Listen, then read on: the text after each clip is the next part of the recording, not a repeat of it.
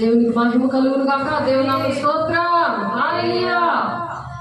దేవుడు ఈరోజు మనతో ఏం మాట్లాడుతున్నారంటే, ఏమి తెచ్చి నిన్ను దర్శించును అని దేవుడు అడుగుతున్నాడు వాళ్ళని. దేవుడు మనం ఏమి ఇవ్వాలంటే విరిగిన నలిగిన మనసే ఆయనకి ఇష్టమైన బలి అని అంటున్నాడు. అదొకటే కాకుండా ఆయన ఆజ్ఞలు కట్టడలు అనుసరించాలని చెప్తున్నాడు. అవి చేస్తూ ఇచ్చేసాం కదా అని అనుకోకూడదు. విరిగి నలిగిన హృదయం అని అడుగుతున్నాడు. మన హృదయాలు ఆయన కావాలంటున్నాడు. కాబట్టి దేవుని ఆ విధంగా ఆరాధిద్దాము. సాగిలపడి నమస్కరించండి పరిశుద్ధ అలంకారాలతో అని చెప్తున్నారు. అలాగే స్తుతియాగము అర్పించేవాడు తన మార్గాల్ని సరళం చేసుకుంటాడని 50 కీర్తనలో లాస్ట్ వచనంలో ఉంది. కాబట్టి మనం ఆ విధంగా దేవుని ఆరాధిద్దాము. దేవునికి మహిమ కలుగును గాక. హల్లెలూయా. స్తోత్రం. హల్లెలూయా.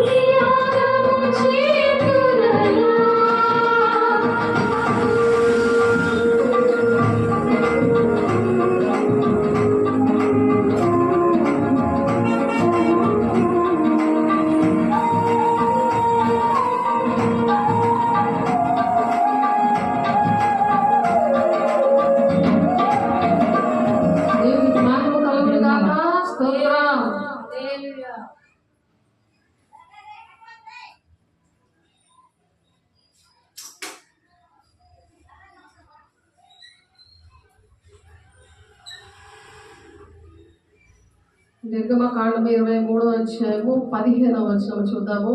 నిర్గమకాండము 23వ అధ్యాయము 15వ వచనం.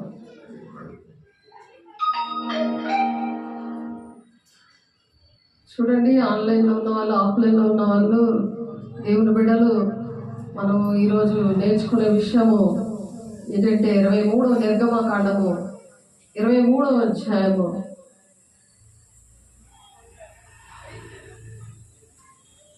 15వ వచనం లాస్ట్ వచనాల్లో దేవుడు ఏం మాట్లాడుతున్నారంటే, నా సన్నిధిని ఎవడను వట్టి చేతులతో కనబడకూడదు అని చెప్తున్నారు. నా సన్నిధిని ఎవడు వట్టి చేతులతో కనబడకూడదు. ఇది మనకి చాలా తెలియదు. నేను కూడా కానుకలు అవన్నీ ఎవరి దగ్గర తీసుకోను, ఆరాధన చేస్తున్నాను. వాళ్ళు ఇష్టమైతే అలా వేసేసి వెళ్ళిపోతారు, అంతేగాని దేవుడు ఈరోజు మనతో మాట్లాడుతున్నారు. నేను 8 పరిచర్యలు చేశాను, కానీ ఎక్కడ కూడా ఆ పేదల దగ్గర నన్ను దేవుడు సువర్తమానం ప్రకటించడానికి నేను అభిషేకించాను. చెరలో ఉన్న వాళ్ళని, బంధకాల్లో ఉన్న వాళ్ళని విడిపించడానికి అభిషేకించానని 60 అధ్యాయంలో ఉంటుంది. 1, 2, 3 వచనాలు. అలాగే లూకాసు వార్త 4వ అధ్యాయంలో కూడా అదే మాట ఉంటుంది. కాబట్టి యెషయా గారు ప్రవచించారు, ఆ నెరవేర్పు యేసే ద్వారా జరిగింది. యేసే శిష్యులు కూడా అన్ని నెరవేర్చారు. ఆయన శిష్యురాలుగా నా పట్ల కూడా దేవుడు ఆ పిలుపుతో, దర్శనంతో పేదల దగ్గర నేను చేశాను. కాబట్టి ఎప్పుడు కూడా నేను అలా ఈ విషయం నేను చెప్పలేదు. కాబట్టి దేవుడు ఈరోజు నాతోటి మీతోటి కూడా మాట్లాడుతున్నారు ఏంటంటే, నా సన్నిధిని ఎవడనో వట్టి చేతులతో కనబడకూడదు. ఎందుకంటే ఆయన ఆజ్ఞలు, కట్టడలు మనం ఎప్పుడైతే అనుసరిస్తామో అప్పుడే మనం దేవుని రాజ్యానికి వెళ్తాం. యెహలోకంలో కూడా తండ్రి చిత్తం మనం నెరవేర్చి భూలోకంలోనే మనం 1000 ఏళ్ళ పరిపాలన, క్రొత్త ఆకాశం, క్రొత్త భూమిలో మనము రారాజు బిడ్డలుగా, రాకుమారులుగా మనం ఉండాలని దేవుడు ఆ విధంగా మనము ఆయనతో పాటు మనము ఆయనలాగా, ఆయన రూపంలో, ఆయన పోలికలతో మనం ఉంటాం అన్నమాట. కాబట్టి ఆయన చెప్పారు, చేశారు ఆయన. అలాగే మనం కూడా అలా చేయాలని దేవుడు ఈ మాటలు చెప్తున్నారు. కాబట్టి ఈ కట్టలట, కాబట్టి ప్రతి సంవత్సరం ఈ కట్టలను దాని నియామక కాలమున ఆచరించవలను అని చెప్తున్నారు. నిర్గమకాండం 13వ అధ్యాయంలో 10వ వచనంలో చెప్తున్నారు ఏంటంటే, 13వ అధ్యాయము 10వ వచనంలో, కాబట్టి ప్రతి సంవత్సరం కూడా ఈ కట్టడను దాని నియామక కాలమున ఆచరింపవలను. అలాగా ఆచరించి మనము దేవుణ్ణి ఆరాధించాలన్నమాట. ఏమి తెచ్చి నేను మరి అర్పిస్తాను ప్రభా, ఏ విధంగా నేను ఆరాధిస్తాను, పూజిస్తాను అని అంటే, అలాగే నిర్గమకాండం 12వ అధ్యాయం 24వ అధ్యాయం 24, 25 వచనాల్లో కూడా, కాబట్టి మీరు నిరంతరము మీకును మీ కుమారులను దీన్ని కట్టడగా ఆచరింపవలను. మనం ఆచరించడమే కాకుండా నిరంతరము మీకును మీ కుమారులను దీన్ని కట్టడగా ఆచరించవలను. మీకును మీ కుమారులకు కట్టడగా ఆచరించాలంట. యెహోవా తాను సెలవిచ్చినట్లు మీకు ఇచ్చుచున్న దేశమందు మీరు ప్రవేశించిన తర్వాత దీనిని ఆచరించండి. దేవుడు మనకి ఏ ప్లేస్ ఇచ్చారో, ఏ సన్నిధి ఇచ్చారో, ఏ సంఘం ఇచ్చారో అక్కడ మీరు ఆచరించండి. ఇది నిత్యము కూడా, నిరంతరం కూడా మీకును మీ కుమారులకును దీన్ని కట్టడగా మీరు ఆచరించాలి అని చెప్తున్నారు. నిర్గమకాండం 12వ అధ్యాయము 24వ వచనం 25వ వచనంలో. కాబట్టి దేవుడు చెప్పిన ప్రతిదీ కూడా మనం నడిచినప్పుడు దాన్నే తండ్రి చిత్తం నెరవేర్చడం అంటారు. తండ్రి చిత్తం నెరవేర్చడం అంటారు అనమాట. ఆ నిర్గమకాండము 13వ అధ్యాయంలోనే 12వ వచనంలోని ఏం చెప్తున్నారు, 12వ వచనంలో కూడా, ప్రతి తొలిచూలు పిల్లను నీకు కలుగు పశువుల సంతతిలో ప్రతి తొలి పిల్లను యెహోవాకు ప్రతిష్ఠింపవలను, వానిలో మగ సంతానము యెహోవా దగును. ఇవి మనం ఆచరించవలసినవి. దేవుడు చెప్పిన కట్టడలు, ఆజ్ఞలు. ప్రతి తొలిచూలు పిల్ల అంటే ఆడపిల్ల కావచ్చు, మగపిల్ల కావచ్చు. వెంటనే నాకు పాప ముందు పుట్టింది, తర్వాత పాప పుట్టాడు. నేను వెంటనే దేవుడు ఇలా మాట్లాడగానే నేను అసలు నాకు ఉన్నదంతా దేవుడిదే అని నేను సమర్పించాను. కానీ ఈ మాటలు విన్నప్పుడు ఆ పాపని దేవునికి సమర్పిస్తున్నాడయ్యా, మన ఇష్టం కాదు, మన ఇష్టం అది. దేవుడి ఇష్టం, మన ఇష్టం. దేవుడు నడిపించుకుంటాడు, మనం నడిపించక్కర్లేదు. మనం చెప్తాను అంతే. వినకపోతే కొన్ని వేస్తారు దేవుడు దరువులు, అప్పుడు వింటారు. అలాంటి పరిస్థితి మా పాప పేరు గ్లోరీ, తన విషయంలో కూడా అలాగే దేవుడు చేశాడు. ప్రతి తొలిచూలు పిల్లను నీ కలుగు పశువుల సంతతిలో ప్రతి తొలి పిల్లను యెహోవాకు ప్రతిష్ఠించవలెను. యెహోవా దేవుని ప్రతిష్ఠించాలి. మనలో మగ సంతానం అయితే దేవునికి ఇచ్చేయాలి. అలాగా ఇమ్మని చెప్తున్నారు. అలా 16 వచ్చిన వరకు చూడండి, మీకోసం నేను చదువుతున్నాను. ప్రతి గాడిద తొలి పిల్లను వెల ఇచ్చి విడిపించి దానికి మారుగా గొర్రె పిల్లను ప్రతిష్ఠింపవలను. గాడిదను ప్రతిష్ఠించకూడదు, దానికి బదులుగా గొర్రె పిల్లని ప్రతిష్ఠించమంటున్నారు. దానికి మారుగా గొర్రె పిల్లను ప్రతిష్ఠించవలను. అట్లు దాన్ని విడిపించని ఎవరిలో దాన్ని విడిపించలేదు అనుకోండి, అట్లు దాన్ని విడిపించని ఎడల ఒకేలా అలాగే. అంటే దేవునికి ఇంకొక వాక్యం ఉంటుంది, అదేంటంటే ఎంత వాళ్ళ చెప్పాలి, అది కూడా ఉన్నది. అది మనం తర్వాత చెప్పుకోవచ్చు. అది ఎంత ఏంటి అనేది కాదు, కానీ ఎంత అనేది దేవుడు మనతోటి మాట్లాడతారు. వాక్యంలో కూడా ఉంది. అన్నీ చెప్తే దేవుడు మాటలన్నీ వెనక్కి వెళ్ళిపోతాయి. మీరు అడిగితే నాకు పర్సనల్గా నేను చూపిస్తాను మీకు ఆ వాక్యం. ప్రతి గాడిద తొలి పిల్లను వెల ఇచ్చి విడిపించి దానికి మారు గొర్రె పిల్లను ప్రతిష్ఠించవలను. గాడిదని ఇవ్వకుండా గొర్రె పిల్లనే ఇవ్వమంటున్నాడు ఆయన. కాబట్టి అట్లు దాన్ని విడిపించని ఎడల దాని మెడని విరగదీయవలను. ఒకవేళ విడిపించలేకపోవడానికి డబ్బులు లేవనుకోండి, దాని మెడ విరగదీసేయాలి. అయితే నీ కుమారులలో తొలిచూలైన ప్రతి మగవారిని వెల ఇచ్చి విడిపించవలను. నీ కుమారుడు దేవుడి పని చేయడానికి ఇష్టం లేదనుకో, వెల ఇవ్వాలి. ఆ ఏజ్ని బట్టి ఉంటుంది. అది చాలా రోజులైంది నాతో దేవుడు మాట్లాడాడు, నేను అది చెప్పలేదు, మళ్ళీ మాట్లాడాడు. ఎందుకంటే అలా వెల ఇవ్వకపోతే వాళ్ళు సాతాను వశం అయిపోతారు, అంత్యక్రీస్తులా తయారైపోతారు. ఇటు దేవుడు అటు లోకం, వాళ్ళకి అధికారం ఉంటుంది. 10 కొమ్ములు 7 తలలు, ప్రకటన 13వ అధ్యాయంలో ఉంటుంది. చూడండి ఒకసారి ప్రకటన.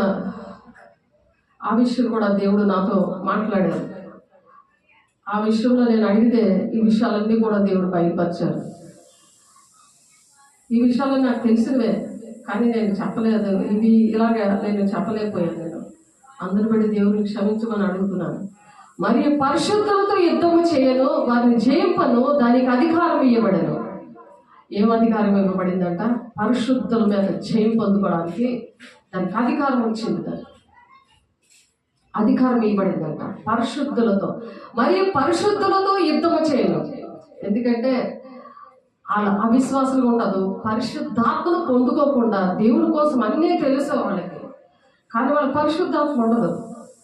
కానీ మూర్ఖంగా వాదిస్తూ ఉంటారు. అలాంటి వాళ్ళు ఇంట్లోనూ ఉంటారు, ఉద్యోగంలో ఉంటారు, చర్చిల్లో ఉంటారు, సంఘాల్లో అన్ని దిక్కులు కూడా ఉంటారు. మతం కులం భేదం లేకుండా నాయకత్వం అనమాట, లీడర్షిప్. వాళ్ళకి ఎక్కువ అహంకారంతో ఉంటారు. వాళ్ళు ఏంటంటే వాళ్ళు ఎప్పుడు కూడా పరిశుద్ధంతో యుద్ధం చేస్తూ ఉంటారు. వాళ్ళకి అర్థం అవుతుంది. మీరు మీ కుటుంబాల్లో మీరు చూసారు, నా కుటుంబాల్లో నేను చూసాను, మీరు నలిగిపోతున్నారు ఆ విషయంలో. అది జరుగుతుంది. ఇక్కడ మేమున్నాము, మా విషయాల్లో ఆ విషయం మేము నలిగిపోతున్నాం. అది ఏంటంటే మరి పరిశుద్ధులతో యుద్ధము చేయని వారిని జయింపదు, వారికి అధికారం ఇవ్వబడను. ప్రతి వంశం మీదనో, ప్రతి ప్రజ మీదనో, ఆయా భాషలు మాట్లాడే వారి మీదనో, ప్రతి జనం మీదనో అధికారం దానికి ఇవ్వబడను. మన మీద కాదట, దేశం మీద, ప్రపంచం మీద దానికి అధికారం ఇవ్వబడిందంట. అలాగా బోల్డ్ డినామినేషన్లు ఉన్నాయి. ఆ చర్చిలు నిండా కూడా వేలు కోట్ల మీద, లక్షల మీద ఉన్నారు ప్రజలు. అలాంటి డినామినేషన్లు ఉన్నాయి, మీకు తెలుసు. అవన్నీ పేర్లతో చెప్పలేదు, అన్నీ మీకు తెలుసు. కానీ దాని మూలమైన పాయింట్ ఏంటో దేవుడు మాట్లాడారు నాతో. నేను చాలా బాధపడుతుంటాను దాని విషయంలోనే. నాకు 1999లో నేను ఏకాంతంలో 60 రోజులు సేవకు ముందు నేను ఉన్నప్పుడు నాకు దేవుడు దాని మీద అధికారం ఇచ్చారు. నాకు భక్తి నేర్పించేయాలంటే దేవుడు నేర్పించింది, భక్తి అది నాకు నేర్పించింది. కానీ ఎంతకాలం నేను ఇలా వివరించి చెప్పలేకపోయింది. లాస్ట్ వస్తాడు ఇప్పుడు వరకు చాలా ఆత్మల అంత్యక్రీస్తు ఆత్మ ప్రతి ఒక్కరిలో దూరి అలా ప్రపంచాన్ని అంతటినీ శాంతి లేకుండా సమాధానం లేకుండా ఏలుబడి చేస్తుంది, పరిశుద్ధతో యుద్ధం చేస్తుంది. మనం ఎలా ప్రార్థన చేయాలి, మనం ఎలా వాక్యానుసారంగా నడవాలి, తండ్రి చెప్పిన మాటలన్నీ మరి ఏమి తెచ్చి నిన్ను దర్శిస్తానయ్యా, ఎలా మొక్కుతానయ్యా అని సన్నిధికి వచ్చి అని మనం పాడుతున్నాం. అది వాక్యంలో దేవుడు మాట్లాడారు. ఫస్ట్ పాట ద్వారా నాతో మాట్లాడారు. నేను ఎప్పుడు అలా అంత చక్కటి పాట, దేవుడిని అలా మొక్కాలి, అలాగా దేవుడు పూజించాలి, అలా దేవుడికి బలి ఇవ్వాలి, అలాగ అర్పణలు ఇవ్వాలి, కట్టడలు ఆజ్ఞలు ఉన్నాయి. కానీ అది ఎవరు పాటించాలి? ఎందుకంటే సాతానికి డబ్బు మైండ్ అనేది అది ఎలాగోలా తినేస్తూ ఉంటుంది, కానీ ఏమీ తినలేనట్టు అలాగా నక్కలాగా ఉంటుంది అనమాట. కొంగ నక్క కథ అంటారు చూసారా, అలా ఉంటుంది. అది ఎలాగ ఎదుగోలాగా తినేస్తుంది డబ్బు. కానీ దేవుడి డబ్బులు తినేస్తుంటుంది, కానీ దేవుడికి మాత్రం ఇవ్వడానికి ఇష్టం ఉండదు.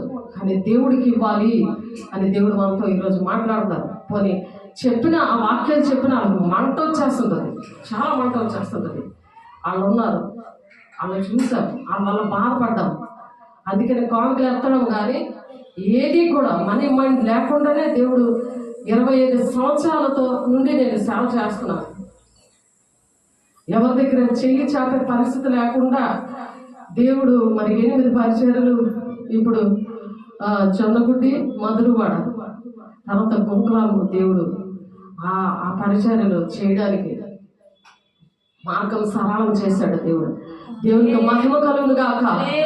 కానీ ఇవి బోధించాలి, విన్నా వినకపోయినా బోధించాడు. మీరు చెప్పండి అని ఎస్కేల్తో 2వ అధ్యాయంలో దేవుడు ఎస్కేల్తో మాట్లాడిన దేవుడు మనతో కూడా మాట్లాడుతున్నాడు. కాబట్టి మరియు పరిశుద్ధ యుద్ధము చేయను, వారి జయింపను, దానికి అధికారం ఇవ్వబడను, ప్రతి వంశం మీదను, ప్రతి ప్రజ మీదను, ఆయా భాషల మాటలాడు వారి మీదను, ప్రతి జనం మీదను అధికారము దానికి ఇవ్వబడిందంట.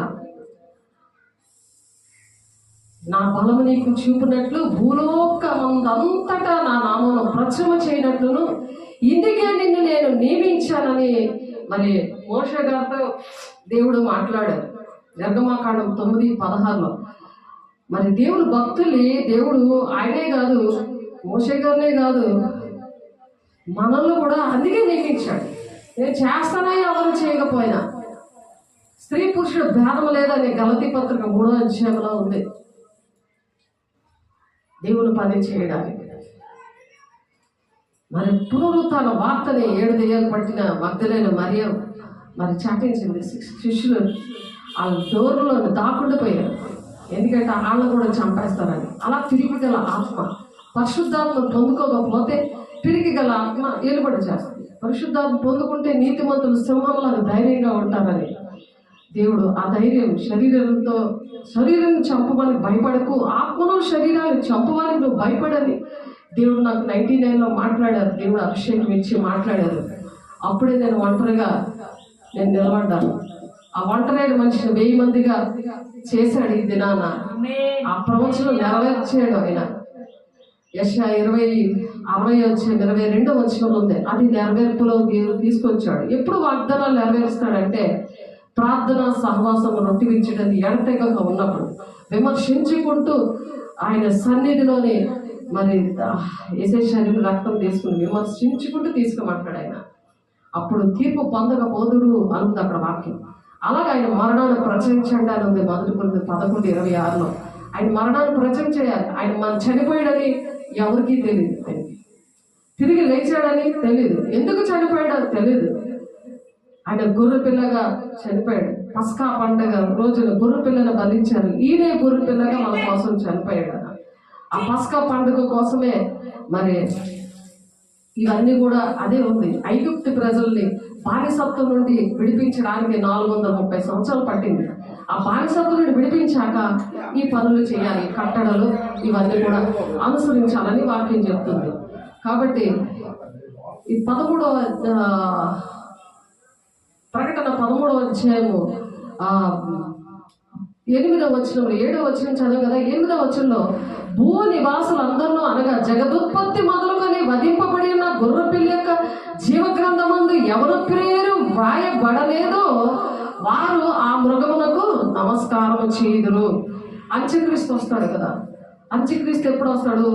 మరి ఎత్తబడే సంఘముగా మనం ఎప్పుడైతే దేవుని కట్టడల ఆజ్ఞలు పాటిస్తామో కనురెప్ప పాటలోనే దేవుడు పెళ్లి కుమార్తె సంఘాన్ని తీసుకొని వెళ్ళిపోయేనాక ఈ అంత్యక్రీస్తు వస్తాడు 7 ఏళ్ల శ్రమ దినాల్లో. ఆ శ్రమ దినాల్లో వాళ్ళు అప్పుడు ఇప్పుడు వినకుండా నిర్లక్ష్య పెడతారు కదా, వాళ్ళకి అప్పుడు ఈ మాటలన్నీ గుర్తు వస్తాయి. ఆన్లైన్లో ఆఫ్లైన్లో చక్కగా దేవుడు చక్కగా విడమర్చి చెప్తుంటే సాక్ష్యంతో వేదనతో దుఃఖంతో దేవుడు నేర్పించి చెప్తుంటే వినట్లేదు కదా, వాళ్ళు విడవబడతారు కదా. అప్పుడు వాళ్ళు వింటారు. వాళ్ళు ఏం చేస్తారు? జీవగ్రంథంలో పేరు ఉంది. ఎందుకంటే ఇక్కడ ఉండగానే మన జీవగ్రంథంలో ఉన్నట్టుగా మనం చెక్ చేసుకోవాలి. జీవగ్రంథంలో మన పేర్లు ఉన్నాయా లేదని ఇక్కడే మనం జ్ఞానేంద్రియాలు ఉంటాయి కదా మనకి. అంటే ఆయన చూసే కళ్ళు, ఆ దర్శనాలు, కళలు. ఇప్పుడు ఈ దర్శనాలే కదా ఇవన్నీ కూడా చెప్తున్నారు భక్తులు. దర్శనాలు, ప్రవచనాలు అవన్నీ ఇవన్నీ కూడా లేని వాళ్ళు అర్థమవుతుంది. ఇప్పుడు అవి ఉన్న వాళ్ళు ఏంటంటే చెక్ చేసుకోవాలి. మనుషుల వైపు చూడకుండా దేవుని వైపు చూసి గురి వద్దకే పరిగెడుతున్నప్పుడు, ఆ దేవుడు మాటలు వినాలని ఆసక్తితో ఉన్నప్పుడు, దేవుని బిడ్డల్ని అనేక మందిని దేవుని రాజ్యాన్ని తీసుకెళ్ళాలి, నా కుటుంబాలు రక్షించబడాలి, నా గ్రామం రక్షించబడాలి, నా దేశం రక్షించబడాలి, ఈ పరిశుద్ధులతో యుద్ధం చేయని వీడికి అధికారం ఉంది, కానీ నేను దేవునితో ఉన్నప్పుడు వాడితో నేను యుద్ధం చేస్తానని వాడిని తొక్కుకుంటూ మరి దేవుడు పని చేయడానికి దేవుడు అటువంటి అభిషేకం ఇస్తారు ఎవరైతే ఇష్టపడతారో. ఆ ఇష్టపడే లేకుండా నా కోసం నా భార్య ప్రార్థన చేస్తుంది, మా మమ్మీ మా డాడీ చేసేస్తున్నారు అని అనుకున్న వాళ్ళు ఉండిపోతారు. ఎందుకంటే ఇది పర్సనల్ అనమాట. దేవుడితో మనం ముఖాముఖం మాట్లాడాలి. ఎవరు భక్తి వాళ్ళదే. కొంతకాలము దేవుడు ఒకరి భక్తి ఇంకోరికి అవసరం అవుతుంది. వాళ్ళ ద్వారా రక్షించబడినప్పుడు అక్కడ నుండి ఎవరి మటుకు వాళ్ళే నిలబడాలి అని వాక్యం చెప్తుంది. కానీ వాళ్ళు చనిపోయే వరకు ఏళ్ళే నా కోసం ప్రార్థన చేస్తారు, నేను ఒక వెలుగుదూతలకు ఎలాగ షో పార్టీ ఇద్దామంటే కుదరదు అక్కడ. అలాంటి వాళ్ళందరికీ కూడా జీవగ్రంథంలో పేరు లేనప్పుడు ఆ మృగాల కట్ట నమస్కారం చేస్తారట. అప్పుడు అది 666 ముద్ర పడిపోతుంది తల మీద, చేతి మీద. ఎవడెన్నో చెవి గలవాడైతే వినుగాక. ఎందుకంటే చెవులు అనేవి ఈ చెవులు కాదు. ఇప్పుడు వరకు ఆ చెవు ఏంటంటే సత్యవార్తను వెళ్ళేందుకు సాతానుగాడు మరి ఇక్కడ క్యాన్సర్ కాయలు పెట్టాడు. ఎప్పుడైతే తగిలిందో ఇప్పుడు చెవి గలవాడు వింటున్నాడు. ఈ చెవులు ఎందుకు పనికిరావు? దేవుడు కలగలిగే చెవులు అవే జ్ఞానేంద్రాలు. ఎఫెసీయులకు రాసిన పత్రిక ఫిబ్రవరి 5:12 ఉంటుంది. కాలమును బట్టి చూస్తే మీరు బోధకులే ఉండవలసి వచ్చి ఉండగా మొదటి మూలం పాఠములను మీకు ఒకడు మరలా బోధించవలసి వచ్చి ఉండను. మీరు పాలు తాగవలసిన వారే కానీ బలమైన ఆహారం మీకు తగదు, ఎందుకంటే మీకు జ్ఞానేంద్రియాలు లేవు అంటున్నాడు. ఆ జ్ఞానేంద్రియాలు ఏంటి? కళ్ళు ఉంటాయి కానీ చూడలేరు. ఆ కళ్ళు కాదు, దేవుడు చూసే కళ్ళు, దేవుని స్వరం వినగలిగే చెవులు, సత్యవాక్యాన్ని గ్రహిస్తారు, సత్యవాక్యమే వింటారు. అబద్ధ ప్రవక్త 1 యోహాను 4వ అధ్యాయంలో ఉంటుంది. అంత్య దినములలో అనేకమైన ఆత్మలు బయలుదేరుతున్నాయి. అవి ఏ ఆత్మలో మీరు పరీక్షించుకోండి. మీరు ఏర్పాట్లో ఉన్న వారితో సహా మోసపుచ్చే దినాల్లో ఉన్నాము అని అంటారు. ఆ మాటలు చాలా బాగుంటాయి, చాలా వినాలనిపిస్తుంది, అంత ఇంట్రెస్ట్గా ఉంటుంది. వాళ్ళ ద్వారా అద్భుత కార్యాలు కూడా చేస్తాను అని చెప్పి 1 దశలోనికే పత్రిక 4వ అధ్యాయంలో 2వ అధ్యాయంలో 9-12 9వ వచనంలోనేమో ఏముంటది? అద్భుత కార్యాలు చేస్తానని. 12వ వచనంలో ఏముంటది అంటే మోసపుచ్చే ఆత్మకి అప్పచెప్పానని. దాని ముందే వచనంలోనే నేను అనుకూలము కాని కట్టడలకు వాళ్ళని అప్పచెప్పేశాను అని ఉంటుంది అక్కడ. మీరు చదవండి. ఈ కట్టడలకి దేవుడు అప్పచెప్పితే, అనుకూలము కాని కట్టడలకి దేవుడే నిన్ను అప్పచెప్పేస్తే మోసపుచ్చే ఆత్మకు అప్పచెప్పేశాడు. ఎందుకంటే తెలిసి ఉండి కూడా నువ్వు తప్పు చేస్తావు కదా, అందుకు అప్పచెప్పేశాడు. అది నీ సాక్షిగా ఉంటానయ్యా. సత్యవాక్యము ఎన్నిసార్లు చెప్పినా నా బుర్రకు ఎక్కలేదయ్యా. ఎందుకంటే పరిశుద్ధాత్మ పొందుకోలేదు. పరిశుద్ధాత్మ దేవుడు మీ మీదకి వచ్చినప్పుడు శక్తివంతులు అవుతారని బూది గంతంలోకి యోదయ సమరయ దేశంలో అంతటా మీరు సాక్షులై ఉంటారు. కాబట్టి ఆ సాక్ష్యం అనేది దేవుడు కృప ద్వారా ఇస్తాడు. అర్హత లేదు, మనకి ఏ అర్హత లేదు. కృప ద్వారానే మనల్ని రక్షించాడు ఆయన. కానీ మనకు అర్హత లేనప్పుడు దేవుడు ఎందుకు చెప్తాడంటే ఆ శక్తివంతమైన దేవుని యొక్క మహిమకరమైన సాక్ష్యాన్ని భూదిగంతంలో వినినప్పుడు వాళ్ళు దేవుడు గొప్ప దేవుడు, ఆయన ఎంత త్యాగం చేశాడు మన కోసం, ఆయన ప్రాణం పెట్టాడు, అనుక్షణం ఆయన గాయాలే రేపకూడదు, పరిశుద్ధుల మీద యుద్ధం చేయడానికి వీడిని ఏర్పాటు చేశాడు కాబట్టి నేను ఆయన యుద్ధం చేయడంలో అందులో నేను జయం పొందుకోవాలి, వాడి చేతికి నేను దొరకకుండా నేను పరిశుద్ధంగా ఉండాలి. ఎందుకంటే పాముల వల్ల వివేకంగా ఉండండి, పావురాల వల్ల నిష్కప్తంగా ఉండండి అంటున్నారు. నేను తోడేల మధ్యకి గొర్రె పిల్లగా నేను పంపిస్తున్నాను అని చెప్పాడు ఆయన. మరి ఆయన ఎలా జయం పొందుకున్నాడో మనం కూడా అలాగే జయం పొందుకోవాలని దేవుడు చెప్తున్నారు. ఎవడైనా చెరపెట్టవల్లని ఉన్నాడలా వాడు చెరలోనికి పోవలను, ఎవడైనా ఖడ్గము చేత చంపినడల వాడు ఖడ్గము చేత చంపబడగలను. ఈ విషయంలో పరిశుద్ధుల ఓర్పును విశ్వాసమును కనబడును. పరిశుద్ధుల ఓర్చుకోవాలన్నమాట. అందుకు పరిశుద్ధాత్మను పొందుకోవాలి. అనుదినము అంతరంగ పురుషుడు అనుదినము నూతన పరచబడాలి అని వాక్యం చెప్తుంది. బాహ్యమైన పురుషుడు అంటే ఈ శరీరం బలహీనంగా ఉన్నా సరే ఆ అంతరంగ పురుషుడు అంట దినదినము కూడా నూతన పరచబడాలి. అప్పుడు ఓర్పు అనేది సహనం అనేది వస్తుంది. అలా ఓర్చుకోవాలి అంటున్నారు. అలా ఓర్చుకున్నప్పుడు మరియు భూమిలో నుండి మరి ఒక క్రూరముఖము పైకి వచ్చేది నేను చూచి తిని గొర్రెపిల్ల కొమ్ము అంటే 2 కొమ్ముల దానికి ఉండేను, అది ఘటసర్పం వల్లే మాటలాడచుండను. ఏంటంటే ఈ అబద్ధ బోధ అనేది శరీరానుసారమైన బోధ ఉంటుంది, ఆత్మానుసారమైన బోధ ఉంటుంది, 2 ఉంటుంది. ఇటు లోకము అటు దేవుడు 2 కూడా కావాలి. అది మరి ఈ దినాల్లో మనం చూస్తున్నాం. ఇటు దేవుడు అటు డ్యాన్సులు అవన్నీ చూస్తున్నారు కదా మీరు, రోడ్ల మీద ఏంటి బయట ఏంటి, మరి వాళ్ళకి మనకి తేడా లేదు కదా. అదే అనమాట మృగము.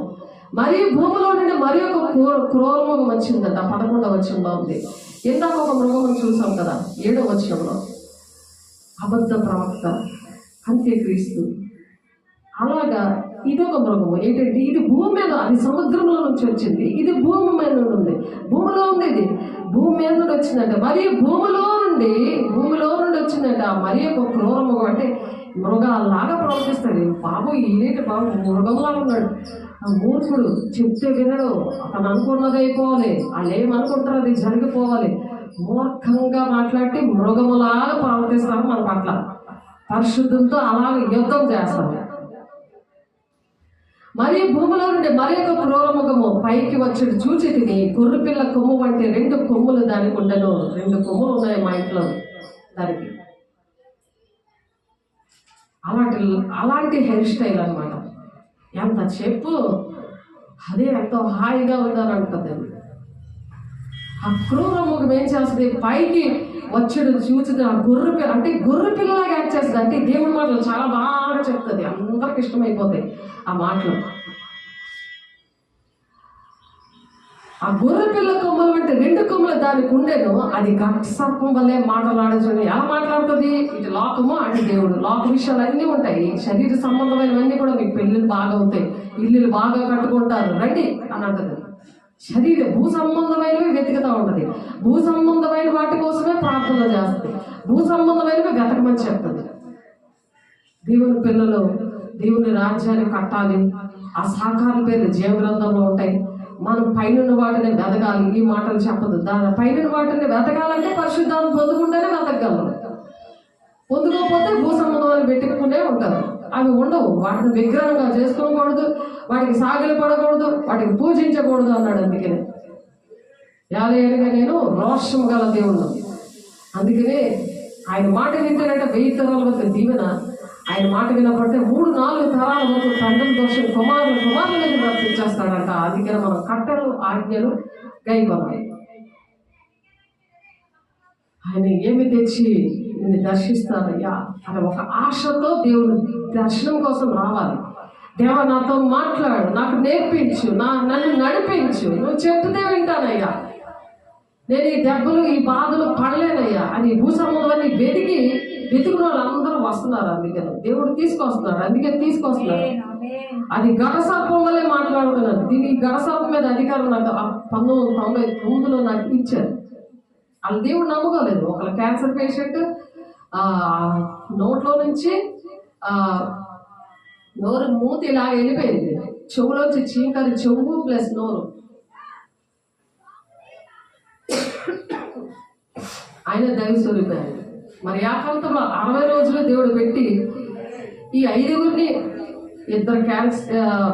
ఒక క్యాన్సర్ పేషెంట్ అప్పచెప్పాడు ఆ మాస్టర్ గారు నాకు.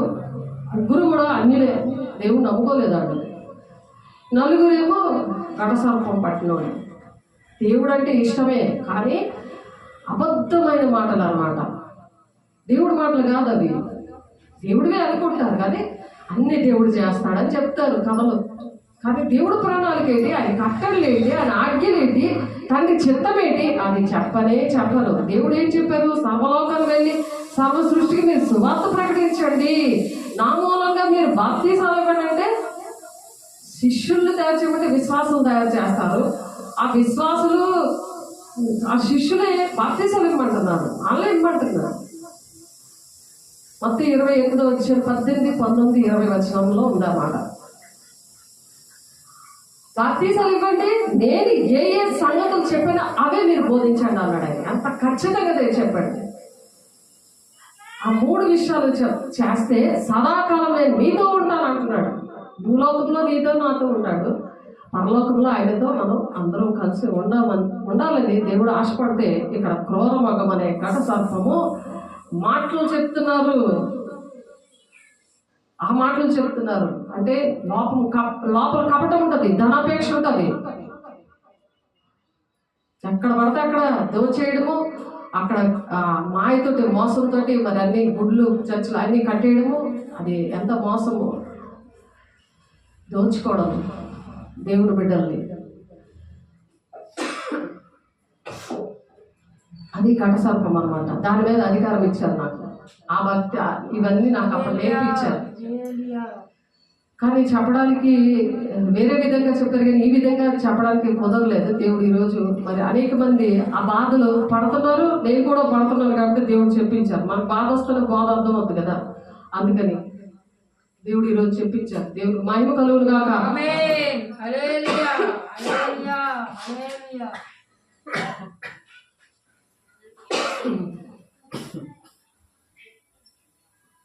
అది ఆ మొదటి క్రూరముఖమునకున్న అది అధికారము చేష్టలన్నీ దాని ఎదుట చేయించున్నది. ఆ మొదటి క్రూరముఖమున్న చేష్టలన్నీ ఇది చేస్తుందంట.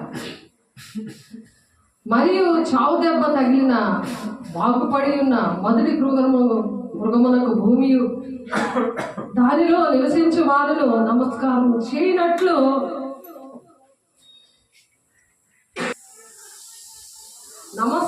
చేయనట్లట అది బలవంతము చేయిస్తున్నాను. బలవంతంగా మీకు అవి ఇస్తామని బలవంతంగా తీసుకెళ్ళిపోతున్నారు. ఎందుకంటే అవన్నీ విని చాలా బాధ అనిపించింది. ఆ బాధతో ప్రార్థన చేసినప్పుడు దేవుడు ఇవన్నీ కూడా బయటపరిచారు నాకు. బలవంతం చేస్తుంది అనమాట.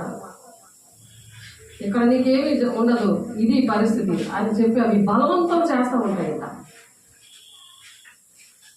కాబట్టి మనము ఎందుకంటే ఈ కట్టడలు అనేవి అనుసరించాలి అని మరి నిర్గమాకాండంలో మనం చదువుకుంటున్నాం. 13వ అధ్యాయంలోని నిర్గమాకాండం 13వ అధ్యాయంలో 9, 10 వచనాల్లో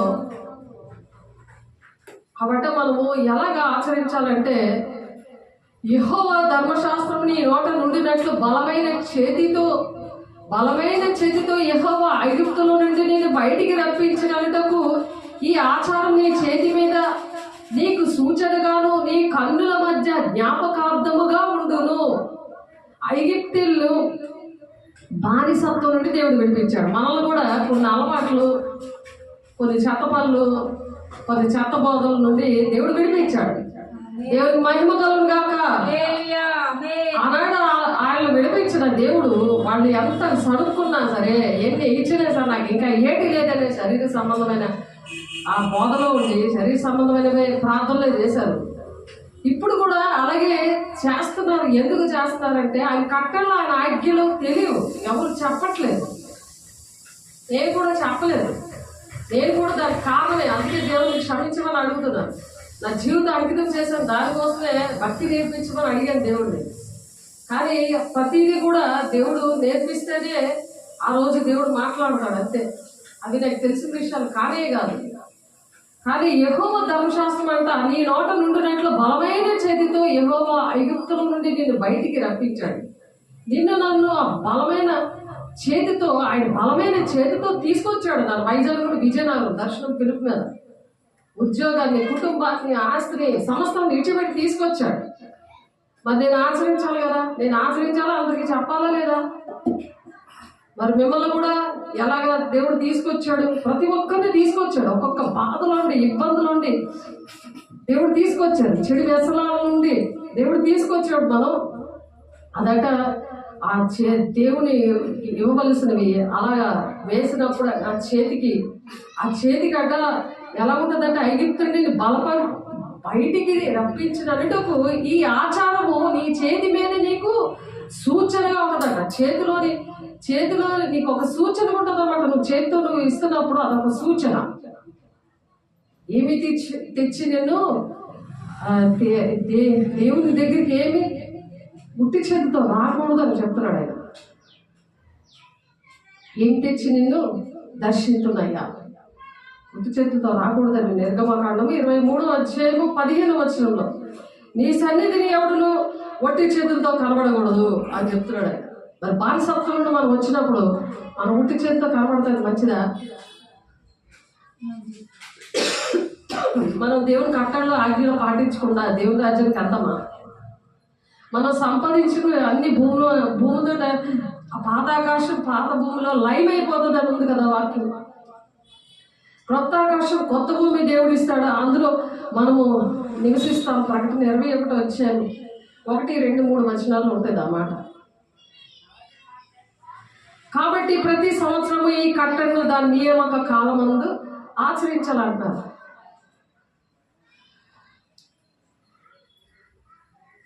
కాబట్టి ప్రియులారా, మనమందరము మనకందరికీ కలిగిన రక్షణ గురించి మీకు వ్రాయగలని విశేష ఆసక్తి గలవాడనే ఉన్నానని మరి యేసయ్య 4 తమ్ముళ్ళలో ఒక తమ్ముడు యోధా గారు ఆ యోధా పత్రికలో 1:3 చెప్తున్నారు ఏంటంటే, ప్రియులారా మనకందరికీ కలిగిన రక్షణ గురించి మీకు వ్రాయగలని విశేష ఆసక్తి గలవాడనే ప్రయత్నపడుచుండగా పరిశుద్ధులకు ఒక్కసారి అప్పగింపబడిన బోధ నిమిత్తము మీరు పోరాడవల్లని మిమ్మల్ని వేడుకొనొచ్చు మీకు వ్రాయవలసి వచ్చాను అంటున్నాడు. ఒక్కసారి దేవుడు అప్పచెప్పాడు బోధ. అనేకమైన బోధలు మరి దేవుడు అప్పచెప్పలేదు. ఎవరు నేర్పిస్తే నేర్చుకుంటున్నాం మనం, దేవుడు నేర్పిస్తే మనం నేర్చుకోవాలి అంతే. మన సొంత బోధన మనం చేయకూడదు. అలా చేస్తే యాకోబు గారు కూడా ఒక తమ్ముడే యేసయ్యకి. ఆయన చెప్తున్నాడు యాకోబు 3:3 1:3 బోధకులకు మరీ కఠినమైన తీర్పు ఉంటుందట. మరీ కఠినమైన తీర్పు. అప్పుడు ఎంత మనం జాగ్రత్తగా దేవుని దగ్గర పాదాల దగ్గర కూర్చొని, దేవా నీ పిల్లలకి ఏడు చెప్పాలని ఏడుస్తాను. దేవుడు ఒకటి అలా నేర్పించుకొని వస్తాడు. ఇక్కడికి వచ్చాక ఫుల్గా నేర్పిస్తాడు. ఇక్కడికి వచ్చాక ఆ టైటిల్ ఏంటి, పాట ఏంటి, వాక్యం ఏంటి, ఇక్కడ నిలబడ్డాకే దేవుడు మాట్లాడతాడు. అది ఇర్మియా 17:16 ఉంది. నీకు కాపరిగా ఉండటం మానలేదు, నువ్వు ఘోరమైన దినాలని చూడడం కోరలేదు అంటే బరికత్యమైన తీర్పు రావాలని నేను అనుకోవట్లేదు, అది నీకే తెలుసు అని ఉంది అక్కడ వాక్యం. నీ సన్నిధిలో నా మాటలు ఉన్నాయి అన్నాడు ఆయన. నీ సన్నిధిలో నా మాటలు ఉన్నాయి. ఆయన మాటలు ఇవి నావు కాదే, అవి నావేమో అని భ్రమపరిచే ఆత్మ చెప్తుంది. అలాగే చెప్తారులే, వాళ్ళు చెప్తారు కానీ జైలు గారు మాకు చెప్తారు ఇది అది ఎవరు చేస్తే వాళ్ళకే. తండ్రి చిత్తాన్ని నెరవేర్చిన వాళ్ళు దేవుని రాజ్యానికి వెళ్తారు. ఆయన నామంలో అద్భుతాలు చేయలేదు, ఆశ్చర్యకార్యాలు చేయలేదంటే సాతాను కూడా, ఈ మృగం కూడా చేస్తుంది. దశలోనికే పత్రిక ఇందాక చెప్పాను, ఒకసారి చూడండి. దశలోనికే పత్రికలో ఉంది ఆ మాట. అది సన్నిధిలోనే కూర్చొని మాట్లాడుతుందట. మొదటి దశలోనికే పత్రిక 2వ అధ్యాయం 4వ వచనం.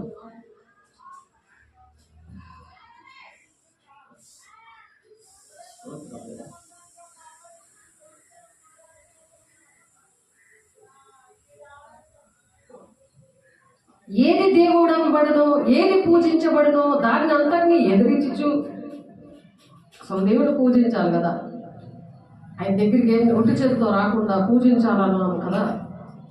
ఏది దేవుడు అనబడినో, ఏది పూజించబడినో దాన్ని అంతటినీ ఎదిరించు. దానికి అంతటికీ పైగా వాడు తను తానే హెచ్చించుకొనుచు, తాను దేవుడునని తన్ను కొనుచు దేవుని ఆలయంలో కూర్చుండును. అంటే ఈ 2 కొమ్ములు వేసుకొని గొర్రె పిల్లలా కూర్చుంటుంది. ఇందాక చదివాం కదా, భూమి లోపల నుండి వచ్చింది, భూమిలో నుండి వచ్చింది కదా. మన మట్టి కదా, మన శరీరం నిలుపుతే చెమట పడితే మట్టి వస్తుందా? దేవుడు మట్టితో చేశాడా? మరి ఆ మట్టితో చేసిన వాడే భూమిలో నుంచి వచ్చాడు. ఈ లోకం 2 కొమ్ములతో ఉన్నాడు, గొర్రె పిల్లలాగా ఉన్నాడు. అంటే గొర్రె పిల్ల అంటే ఏసై పిల్లోడే అన్నట్టుగా, ఏసై పిల్లోడే అన్నట్టుగా ఉంటారంట. అలాగుండి చర్చిలో కూర్చుంటారు. దానికి అంతటికే పైగా వాడు తను తానే హెచ్చించుకొనుచు, తాను దేవుడినని కనపరచుచు, దేవుడిలాగా మాకు ఆదుకున్నారండి, దేవుడిలాగా మమ్మల్ని ఏ రూపాయి అడగరండి. అది ఎవరైనా అన్నీ నీకు ప్రొవైడ్ చేస్తుంటే వచ్చేస్తావు కదా, రావా? పరిగెత్తుకొని వచ్చేస్తాం. ఎందుకంటే పరలోక రాజ్యము ఆహారము పానము కాదు కానీ పరిశుద్ధాత్మ ఆనందమే ఉందని ఉంది వాక్యం. రోమపత్రికలో ఉంటుంది ఆ మాట. ఆ పరిశుద్ధాత్మ ఆనందం అసలు ఉండదు వాళ్ళకి, ఆ ఆనందమే ఉండదు. రోమపత్రిక 14వ అధ్యాయం 17వ వచనంలో ఉంది ఆ మాట. కాబట్టి తన్ను తాను హెచ్చించుకొనుచు, తానే దేవుడిని తను కనపరచుకొనుచు దేవుని ఆలయంలో కూర్చుండును గనుక. ఎక్కడ కూర్చున్నాడు? దేవుని ఆలయంలో. అక్కడ పరిగెట్టేస్తున్నారు. ఈ మృగము 2 సముద్రం నుండి ఒకటి వచ్చింది, భూలోకం నుండి వచ్చింది. అవన్నీ కూడా ఇప్పుడు ఉన్నాయి. దాని ఆత్మలతో దాన్ని పని చేయిస్తుంది. కానీ లాస్ట్ వస్తున్నాడు అసలైన కూడా అంత్యక్రీస్తు. అసలైన కూడా వస్తున్నాడు, అందుకని అంత్యక్రీస్తు అనేసి అన్నారు. కాబట్టి ఆలయంలో కూర్చున్నాడు కనుక ఏ విధంగా నేను ఎవడనూ మిమ్మల్ని మోసపరచనియ్యబడి. మోసపరచకుండా ఉండాలంటే మనకి సత్యమైన బోధ వినాలి కదా. మళ్ళీ క్యాన్సర్ రాకుండా మళ్ళీ వెళ్ళి ఆ బోధ వింటామా? సైతం అంటది అక్కడికి వెళ్దాం పద, అక్కడ అన్నీ ఇస్తారు మీకు, నీకోసం ప్రార్థన చేస్తారు. అంత మాయే. ఏర్పాట్లో ఉన్నాము మనం, కానీ మోసపరచబడే దినాల్లో ఏర్పాట్లో ఉన్న వాళ్ళతో సహా మోసపోతున్నారంట. నిన్న వాక్యం చెప్తుంటే ఒక అతను, మరి అతనే ఆ 2 కొమ్ములు ఉన్న అతను చెప్తుంటే సాక్ష్యం చెప్తుంటే వెనకాల నేను వింటున్నాను, వింటున్నాను అంటున్నాడు. అంత చక్కగా తమ్మన వాడుతున్నారు. అంటే అలాగ మోసపడిపోతారు. ఏర్పాట్లో ఉన్న వాళ్ళే, దేవుని పిల్లలే. అందుకని ఇక్కడ ఏమంటారు? ఎవడునో మిమ్మల్ని మోసపరచనీయకుడి. నేను ఇంకాను మీ వద్ద ఉన్నప్పుడు ఈ సంగతులు మీతో చెప్పినది మీకు జ్ఞాపకం లేదా అని అంటున్నారు. మీతో ఉన్నప్పుడు నేను చెప్పాను కదా, మీ జ్ఞాపకం లేదా అని క్వశ్చన్ మార్క్. కాగా వాడు తన సొంత కాలం ముందు బయలుపరచబడవాలని వారిని అడ్డగించినది ఏదో అది మీరు ఎరుగుదురు. ధర్మ విరోధ సంబంధమైన మరణం ఎప్పటికే క్రియ చేస్తున్నది, కానీ ఇది వరకు అడ్డగించుచున్న వాడు మధ్య నుండి తీసివేయబడు వరకే అడ్డగించును. అప్పుడు ధర్మ విరోధి బయలుపరచబడను. ప్రభువైన యేసు తన నోట ఊపిరి చేత వారిని సంహరించి తన ఆగమన ప్రకాశం చేత నాశము చేయును. నశించుచున్న వారు తాము రక్షించబట్టకై సత్య విషయమైన ప్రేమను అవలంబింపక పోయిరి కనుక. ఈ సత్య విషయమైన ప్రేమ అంటే దేవుడు మన కోసం ప్రాణం పెట్టాడు. ప్రకటన 5:9-10 ఉంటుంది. అది నానా భాషల్లో మాట్లాడేవారు, నానా దేశాల్లో ఉన్నవాళ్ళే నేను రక్తం ఇచ్చి కొన్నాను అంటున్నాడు ఆయన. అయితే ఆ సత్యమైన ప్రేమను వీళ్ళు అవలంబించలేదు కనుక వారి రాక అబద్ధ విషయమైన సమస్త బలముతోనూ నానా విధములైన సూచక్రియలతోనూ వారి రాక అంటే వీళ్ళిద్దరు అబద్ధ ప్రవక్త, అబద్ధ క్రీస్తు. వీళ్ళ రాకట నానా విధములైన సూచక్రియలతోనూ మహత్కార్యములతోనూ దుర్నీతిని పుట్టించి సమస్త మోసముతోనూ నశించుచున్న వారిలో సాతాను కనపరచు బలమును అనుసరిస్తూ ఉంటదట. ఇందుచేత సత్యమును నమ్మక దుర్నీతి అందు అభిలాష గలవారందరూ శిక్షావిధి పొందుటకై అబద్ధమును నమ్మునట్లు మోసము చేయు శక్తిని దేవుడు వారికి పంపుచున్నాడు. వినకపోతే దేవుడే మోసం చేసే శక్తిని పంపిస్తాడు నీ దగ్గరికి. పరిశుద్ధాత్మ పొందుకోకుండా, జ్ఞానేంద్రియ లేకుండా మరి దేవునితో అనుదినము కూడా అంతరంగ పురుషుడిని అనుదినము నూతన పరచుకోకపోతే వచ్చే ప్రమాదమే.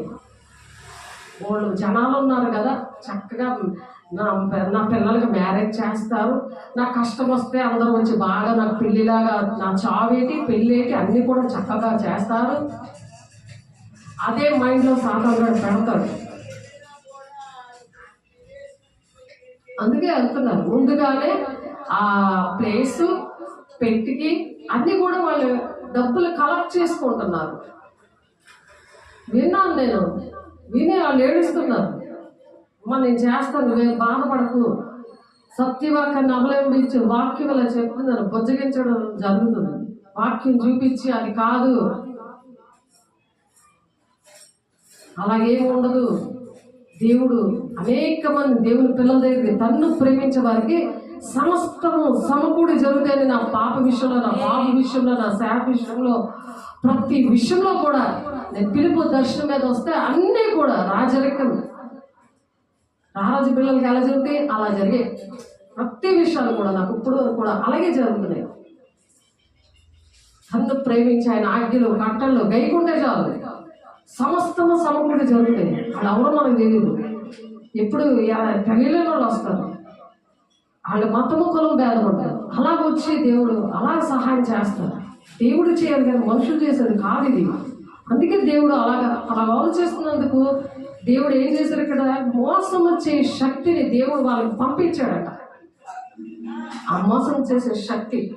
అందుకే నేను 1 యోహాను 4వ అధ్యాయంలో ఆ మాట చెప్తూ ముగించేసుకుందాము. 1 యోహాను 4వ అధ్యాయంలో చాలా ఉన్నాయి కానీ టైం అయిపోయింది. మరి మధురవాడ పరిచయకి వెళ్ళాలి కాబట్టి 4వ అధ్యాయము 1 యోహాను 4వ అధ్యాయం 1వ వచనంలో, ఎందుకంటే మనం జాగ్రత్తగా ఉండమని ఇక్కడ చెప్తున్నారు. ఏంటంటే, ప్రియులారా అనేకులు అబద్ధ ప్రవక్తలు లోకములోనికి బయలు వెళ్ళుచున్నారు కనుక ప్రతి ఆత్మను నమ్మక ఆయా ఆత్మలు దేవుని సంబంధమైనవో కావో పరీక్షించండి అంటున్నారు. పరీక్షించుకోవాలి. ఎలా పరీక్షిస్తాం? దేవుని పాదాల దగ్గర కూర్చొని దేవుని సన్నిధిలో ఉంటే, వాక్యం చదివితే, వాక్యం పట్టుకొని ప్రార్థన చేస్తే, దేవుడు మన పట్ల ఏ ప్రణాళిక ఉందో ఆ వాగ్దానాలు పట్టుకొని ప్రార్థన చేస్తే విడుదల వస్తుంది. అంతేగాని నాకు ప్రార్థన చేసిందంటే ఇలా చేసి ప్రార్థన చేసేది కాదు. ప్రార్థన చేసి అవి చల్లవవి. కొన్ని ఆటంకాలు ఉంటే అవి సరి చేసుకోవాలి. ఒకవేళ చేసిన ఆ కృపావరాలు ఏంటంటే టెంపరీ, శాశ్వతంగా చేసేది ఏంటంటే దేవుడే చేస్తాడు. ఆ చీకట్లు కూడా వెంటనే అవి చెప్పకుండానే వెళ్ళిపోతాయి. దుష్టుడు ఎవడు తరగకుండానే పరిగెడతాడని ఉంది వాక్యం. దుష్ట సాంగత్యం మంచి నాలను పాడు చేస్తుందని ఉంది వాక్యం. కాబట్టి మనం ఏ సహవాసంలో ఉన్నాము, వాక్యానుసారంగా నడుస్తున్నామా లేదా? ఎందుకంటే యుగాలు దేవునితో ఉండాలి. ఆయన జీవకిరీటము అంతం వరకు సహించువాడే రక్షణ పొందుకుంటాడు. వాడికి జీవకిరీటం ఇస్తాడు. అలా ఓర్చుకోవాలి అంతం వరకు కూడా. అప్పుడే ఆ రక్షణ అలాగా భయముతోను వణుకుతోను నీ స్వంత రక్షణ కాపాడుకో అని చెప్తున్నాడు ఆయన. పక్కోళ్ళు ఎదుటోళ్ళు ఎవరు చూడడం కాదు, మన రక్షణ కాపాడుకుంటే మనం ఇతరులను రక్షించగలము. ఆ వేదన దుఃఖం మనలో కలుగుతుంది. మనం ప్రార్థన చేస్తే వర్క్ అవుతుంది అని చెప్తే వింటారు. ఒకవేళ వినకపోయినా సరే నేను మాత్రం దేవుడు జీవ కిరీటం పెట్టి, మహిమ కిరీటం పెట్టి, కోటాను కోట్ల మధ్యలో నీ పేరు నా పేరు పెట్టి పిలుస్తాడు. పిలిచి ఆ కిరీటాలు పెడతాడు ఆయన. ఆ 1000 పరిపాలనలో నా బిడ్డ రా నువ్వు పరిపాలించాలి. ఒక గ్రామం అప్ప చెప్తాడు, ఒక ఊరు అప్ప చెప్తాడు. ఇక్కడ భూలోకంలో ఎంతైతే ఏరియా ఉందో పరలోకంలో కూడా అన్ని ఏరియాలో అన్ని భాగాలుగా ఉంటుంది. నేను ఈ ఏరియాలో ఉన్నాను, ఈ పని చేస్తున్నాను అని అంటాం కదా, అలాగా ఉన్నది. మన భక్తిని బట్టి, మన భక్తి పరిమాణం చెప్పున దేవుడు పని చేస్తాడు. దానికోసం మనం పోరాడాలి. ఎవరిని చూస్తున్నావు? దేవుడిని చూస్తున్నావా? మనుషులు చూస్తున్నావా? వాళ్ళతో ఉండిపోతావు. వాళ్ళు రావు, నువ్వు రావు. ఎంత ప్రమాదం. ఇప్పుడు అంచె దినాలు అన్ని నెరవేర్పు జరుగుతున్నాయి కదా. యేసుక్రీస్తు శరీరధారి వచ్చాడని ఏ ఆత్మ ఒప్పుకున్నా అది దేవుని సంబంధమైనది. ఆయన శరీరధారి వచ్చాడని ఎవరు నమ్మరు. ఆయన మనుషుడు అనుకున్నారు. మనుషుడు, ఆయన మనిషి, ఆయన ఒక ప్రవక్త అంటున్నారు కూడా అన్ని డినామినేషన్, అన్ని మతాలు కూడా, అన్ని విషయాలు కూడా. కానీ మనం దానికోసం కన్నీరు కాచినప్పుడు అలా హృదయాలు పగలగొడతాడు. రాతి గుండెలు తీసివేసి మాంసం కూడా పెడతాడు. ఆమేన్. కాబట్టి ఏ ఆత్మ యేసును ఒప్పుకొనదో అది దేవుని సంబంధమైనది కాదు. దీనిని బట్టి దేవుని ఆత్మను మీరు ఎరుగుదురు. క్రీస్తు విరోధి ఆత్మ వచ్చినని మీరు వినిన సంగతి ఇదే. ఇది వరకే అది లోకంలో ఉంది అంటున్నారు. ఇది వరకే లోకంలో ఉంది, ఇంట్లో ఉంది, సంఘాల్లో ఉన్నాయి, దేశంలో ఉన్నాయి, నాయకుల్లో ఉన్నాయి. 7 తలలు 10 కొమ్ములు. అంటే 10 కొమ్ములు అంటే రాజకీయం, అంటే ఆ దేశంలో ఉన్న అధికారులు వాళ్ళందరినీ కూడా శాంతి పరుస్తాను, నేను ఒక్కడిని చేస్తాను, మీరు అందరూ అలా కొట్టుకోవద్దని. ఒక్కొక్కరు యుద్ధాలు అవుతున్నాయి కదా, వాళ్ళందరితో మాట్లాడుతున్నాడు. మాట్లాడి ఒకే కరెన్సీ, ఒకటే గవర్నమెంట్, ఒకటే పాలన వచ్చి కూర్చుంటాడు చర్చలో. అన్ని పండుగలు, అన్ని ఆచారాలు అన్నీ పాటిస్తాడు 3.5 సంవత్సరాలు. అవి అయిపోయిన తర్వాత ఆహా ఈయన కావాలి యేసయ్య అనుకుంటారు ఇశ్రాయేలు ప్రజలు, యూదులు. చాలా మంది యేసయ్య నిజంగా మొదటి రాకడలో గ్రహించలేదు.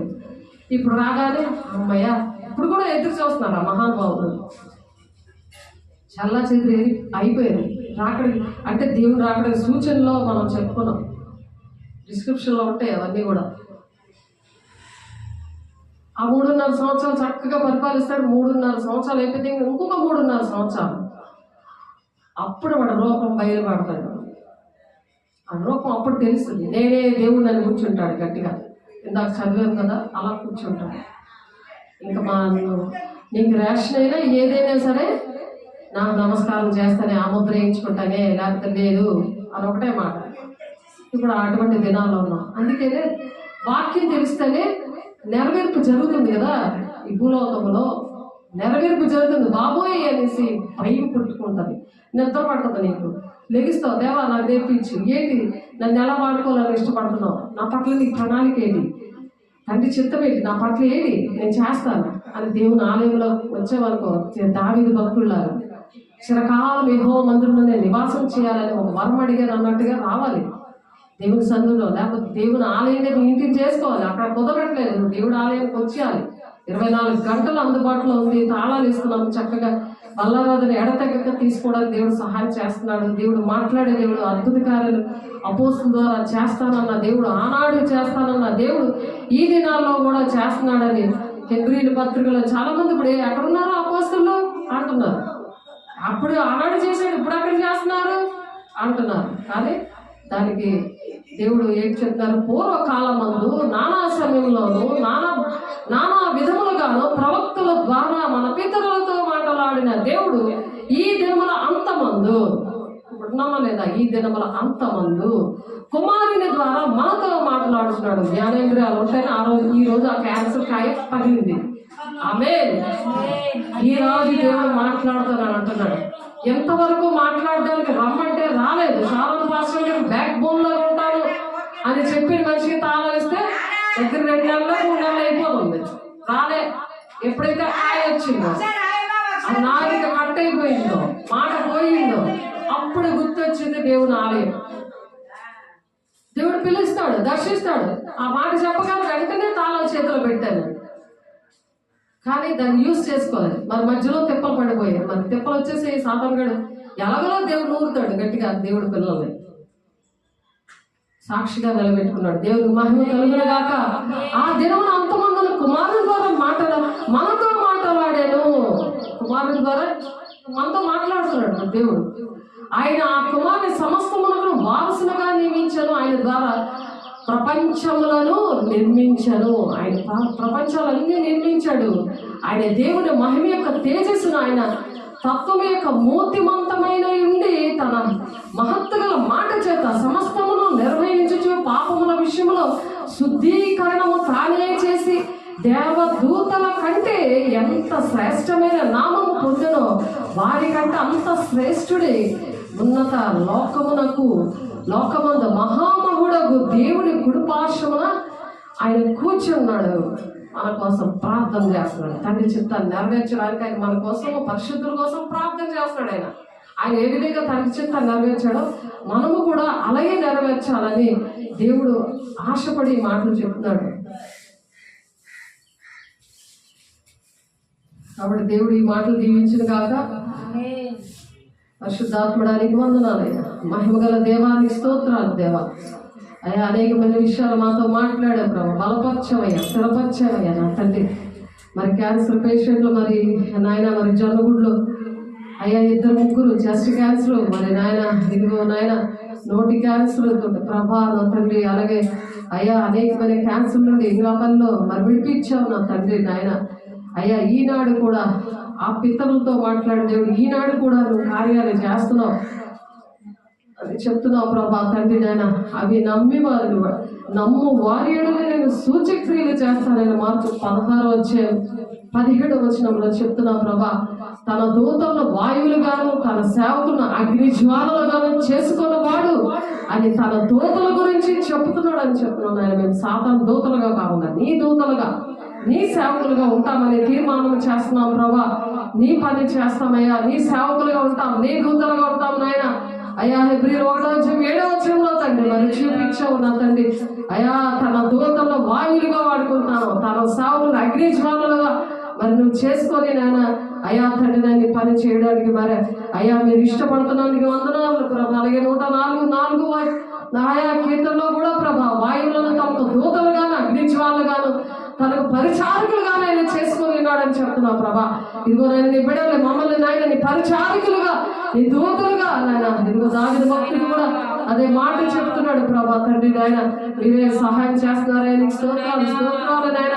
అయా తండ్రి అన్నాడు యెహోవా, అయా వీడి సూచనలు దయచేసి వీడి కళ్ళను తెరవమని ఎలీషా ప్రార్థన చేశాడయ్యా. అట్టి విధంగా మేము ప్రార్థన చేస్తాం నాయన. అయా జ్ఞానేంద్రులను తెరవండి యెహోవా పని వాని కళ్ళను తెరవ చేశాడు. అప్పుడు వెంటనే నాయన అయ్యా అయ్యా ఆత్మీయ నేత్రాలు తెరవండి మా బిడ్డలు ప్రభా. చేతులెత్తిన బిడ్డలందరినీ నాయన జ్ఞానేంద్రులను తెరవండి ప్రభా నాయన. అయా నా తండ్రి నాయన అయా ఎలీషా చుట్టూ పర్వతము అగ్ని గుర్రముల చేత రథములను నాయన నీటి ఉండడం చూశాడయ్యా సేవకుడు ప్రభా. అయా తండ్రి నాయన నీ దూతలుగా మేము ఉన్నప్పుడు ప్రభా జ్ఞానేంద్రియాలు తెలుస్తున్నాడు ప్రభు. మరి గ్లోరీ గాస్పెల్ చర్చ్లో ప్రభా మరి నేను జొన్నగుడ్లోని ఇంగ్లాపల్లో అరికవారిలో ఆత్మీయ నేతలో తెలుసు ధర్మపూర్లో ప్రభా బిడ్డలందరూ నైనా ఎక్కడున్నారా నా తండ్రి నైనా ఆన్లైన్ ఆఫ్లైన్ బిడ్డలందరినీ దర్శించండి. మరలా తెరవండి ఆ ఆత్మీయ నేతలు ప్రభా. పరిశుద్ధాత్మడ నీ దూతలుగా వాడుకోండి, అభిషేకించండి. మహిమగల దేవ అభిషేక్తానికి వందనాలు స్తోత్రాలు నైనా. ఆయా నా తండ్రి దాని వారు ఇంకను వెళ్ళి మాట్లాడుచుండగా ఇదిగో అగ్ని రథమును అగ్ని గుర్రములను కనబడి వీరిద్దరిని వేరు చేసి అప్పుడు ఏలియా సుడిగాలి చేత ఆకాశంలోనికి ఆరోహణమయ్యాడు ప్రభా. అటువంటి పరిస్థితులు మాకు దయచేయండి ప్రభు. 2వ రాజ్యం 11వ మీరు చెప్పినట్లుగా మాకు కూడా అటువంటి పరిస్థితులు అనేవి ఆనాడు ప్రవక్త ద్వారా జరగవలసిన మాట ఈనాడు కూడా మీరు జరిగిస్తున్నారయ్యా. అయ్యా నీకు వందనాలు ప్రభు నా తండ్రి నాయన. అయ్యా చేతులెత్తిన బిడ్డలు అట్టి విధంగా వాడుకోండి, మీరు వాడుకోండి ప్రభు. అయ్యా దినాల్లోనైనా అందరి మీద నీ ఆత్మను కుమ్మరిస్తాను అంటున్నా ప్రభా. పరిశుద్ధుడా ఆయనకు పైగా శరాపులు నిలిచి ఉన్నాయి. ఒక్కొక్కరు 6 రెక్కలు ఉన్నాయి. ప్రతివాడు 2 రెక్కలతో తన ముఖమును 2 తన కాళ్ళను కప్పుకుంటున్నాయన 2 ఎగురుతా ఉన్నాడు ఆ దూతలు ప్రభు. అట్టి విధంగా మాకు సహాయం దయచేయండి ప్రభు. నీ దూతలుగా నీ అగ్ని జ్వాలుగా అయ్యా నీ సేవకులుగా మేము వాడబడాలంటే అయ్యా తండ్రి నాయన సత్య వాక్యంలో ఉండాలి ప్రభు. అద్భుత కార్యం చేసావయ్యా నీకు వందనాలు. నీ శరీరం తీసుకోగానే నీ సన్నిధిలో వాక్యం వినగానే అయ్యా నువ్వు చేసిన కార్యాన్ని బట్టి నీకు వందనాలు. మహిళల దేవా వందనాలు. నీకు మాత్రమే మహిమ దక్కాలి ప్రభా నాయన. అగ్ని వంటి ప్రవాహం వచ్చి ఆయన యొద్ద నుండి ప్రవహిస్తుంది. ఇలా కొలిది ఆయనకి పరిచారకులు ఉన్నారని చెప్తున్నాం ప్రభా. అయ్యా దానియేలుకి అయ్యా 7:10 వేవేల మంది పరిచారకులు మాకు ఇవ్వండి ప్రభా. 1,000,000 మనుషులు ఆయన ఎదుట నిలిచి తీర్పు తీర్చడిగా గ్రంథములు తెరుస్తున్నారు అని చెప్తున్నాం ప్రభా. ఆ గ్రంథంలోనైనా అయ్యా ప్రతి దినము మేము చేసింది మీరు లిఖిస్తానని చెప్తున్నావు. కానీ ఆ గ్రంథంలో మా పేరు ఉండాలి, అవి ఇక్కడే చూసుకోవాలని చెప్తున్నావు. జీవ గ్రంథంలో ఎవరి పేరైతే ఉండదో వాళ్ళ సాతాను గడికి ఆ మృగానికి మ్రొక్కుతారన్నావు ప్రభా. ఇప్పుడు అనేక మంది మ్రొక్కేశారు ప్రభా. అయ్యా తండ్రి వాళ్ళందరినీ విడిపించండి బంధకాలను వేస్తున్నాము. అయ్యా మా గృహాల్లోని మా సంఘంలోని మా దేశంలోని అయ్యా ప్రపంచం అంతటా వాళ్ళు ఉన్నారు ప్రభా. వాళ్ళని